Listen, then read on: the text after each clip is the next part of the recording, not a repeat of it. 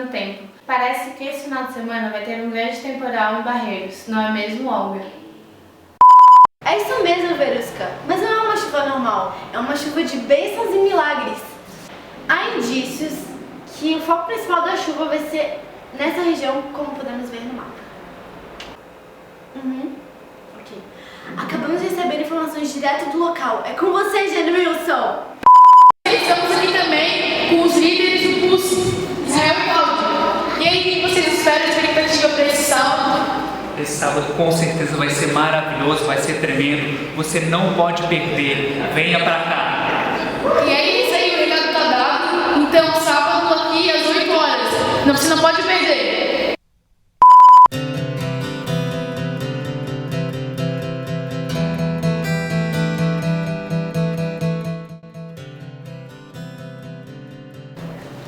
É isso mesmo, escrivorada. Mas não pode ser. Fica segurando a parede. É porque, sei lá.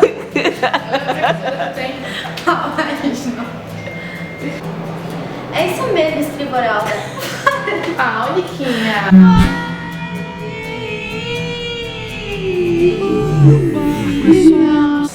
É isso mesmo, escrivorada. Ai, que ridícula. É isso mesmo, escrivorada. Nossa, gente, eu calo a boca e você não consegue. Deu, pai. Para, Daruê. É isso mesmo, escrivorada. Mas não vai cessar uma. É isso mesmo, Verusca. Então.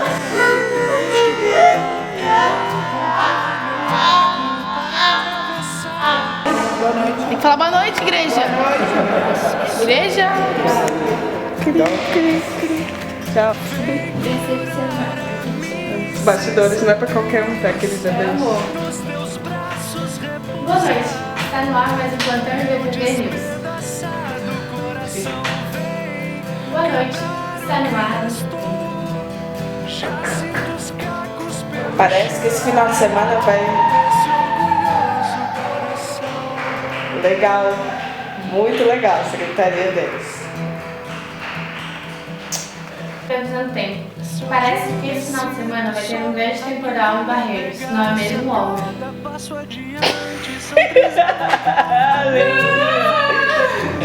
Venha pra cá. E é isso aí, o recado tá dado. Dessa direção.